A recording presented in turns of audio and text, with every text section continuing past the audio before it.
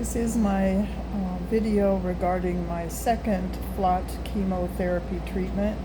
I'm kind of going back in time because I didn't think of doing this right away. The idea came to me later. So one of the things that Mayo Clinic had recommended for FLOT chemotherapy is to ice your hands and feet and keep ice in your mouth during the infusion, because it would help with things like neuropathy and mouth sores and some of the unpleasant side effects of chemotherapy. And I've been following that well from the very beginning. But the second chemotherapy kind of threw something new at me that I didn't know about. And it's called first bite syndrome. And what happens is when you take your first bite of food or your first drink of water or whatever fluid, that you will get sharp pain on both sides of your salivary glands, and it's pretty painful.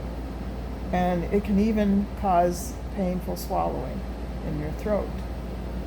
And I'm going to be a little honest about a stupid thing I did. I was so hungry after the second infusion was finished that I went to a fast food place and I got a burger and fries and a soda.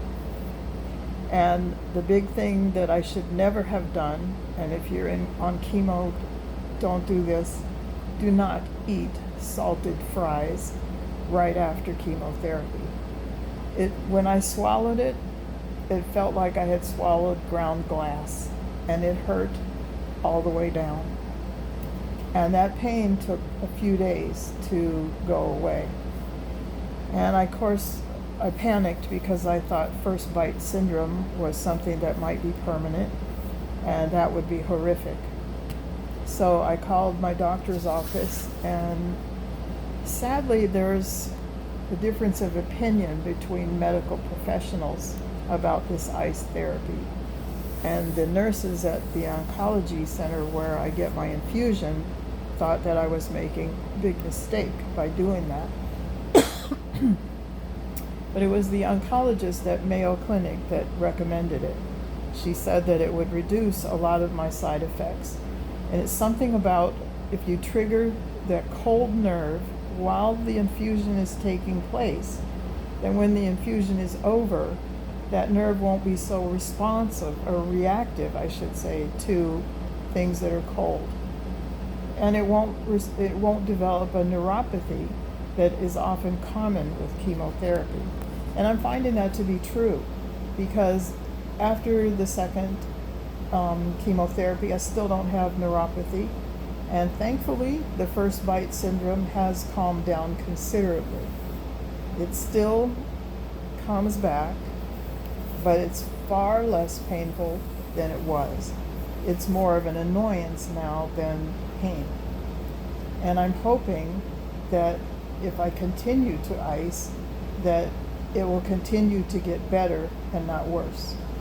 First bite syndrome is a common thing with, and I know I'm not going to say this right, it's oxaliplatin. I don't know if I said it right or not, but that is the drug that's part of FLOT therapy that is responsible for those cold sensitivities. Even still, after my second chemotherapy, I can still drink cold water. I can still handle cold items from the refrigerator. I can still walk on a cold floor and it doesn't bother my feet. So I'm going to continue the recommended ice therapy. The cancer center that I go to for my chemotherapy doesn't provide the items, but I found a really good, there's a bunch of them actually on Amazon, that they're like ice mittens and socks for your feet. They're plastic socks, but you can put ice packs in them, and the ice packs come with the kit. And I strongly recommend that from the very beginning of your chemotherapy, you do this, because it could save you a lot of pain in the future. So that is my part of my first experience with the second chemotherapy. The other thing that I'm finding is that I'm not rebounding quite as quickly as I did the first time. The fatigue was intense and it lasted beyond the second day. Some people get very bad diarrhea and they warn you about that ahead of time. They encourage you to get Imodium on hand so that if it happens, you can begin that Imodium therapy right away. But for me, I'm finding that constipation is the big problem, and it's actually causing some pretty significant pain in itself. I still have yet to address that with my doctor, but I will in a few days when I go back for my third chemotherapy. So I strongly recommend that you find as much information as you can, because there are some things that the doctor's office just simply will not tell you, but you learn it from other people who've been through it. And the fact that they get information from different clinics, different doctors, and by sharing that information, it actually helps us. Because I would not have understood some of the things that I can do to help myself if I had not seen it from someone else's video. And that's why I'm making my video, and I'm sharing with you what I have come to find. So right now, I'm going to be questioning my doctor about possibly using prune juice. I know the internet says that it's a good idea, but you can't always trust everything you see on the internet. So I'm going to ask him if having or drinking prune juice from the very start of my next chemo session and continuing that, and because usually by the 4th or 5th day, a lot of things are returning to normal. And even the constipation begins to lighten up and things start returning to normal. And so if I could just get myself past those first 4 or 5 days when things are really not working right, if I can get past that, I think it could save me a lot of pain and discomfort in the other days before the next chemo. So don't be afraid to ask your doctor different questions and share with him what you're going through, because that's what they're there for, really, is to help you to get through it. FLOT therapy, from what I heard, is very high risk, I want to say, because some people have died in the middle of chemotherapy. And my doctor got a little upset with me because he felt that I should have taken some Imodium and I didn't. And it only lasted a day, a little over a day, about a day and a half, and it resolved on its own. And it actually comes from another issue that I've had for almost 20 years with bile absorption. And I was pretty confident that I knew what I was doing, but he didn't like it. So he got kind of upset with me. But that's okay. It's a learning experience for me.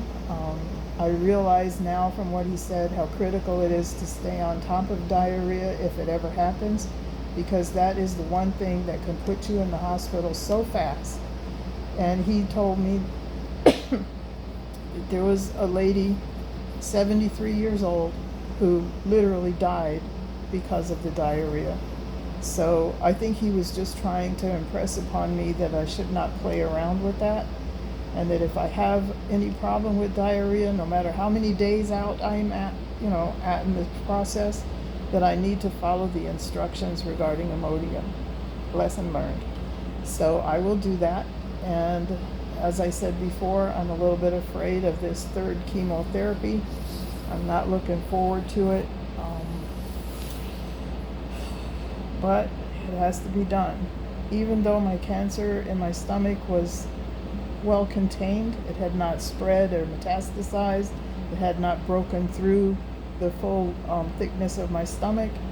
They did tell me that if I expect to survive more than 5 years, that I need this chemo. So I have to do whatever it takes to get through it. And that's why I'm documenting my situation as well, because I don't want to forget lessons I've learned. So, and if the lessons I've learned can help you, I'm all the more happy about it. So thank you for listening. Thank you for joining me on this video, and I hope to see you in future videos. Bye.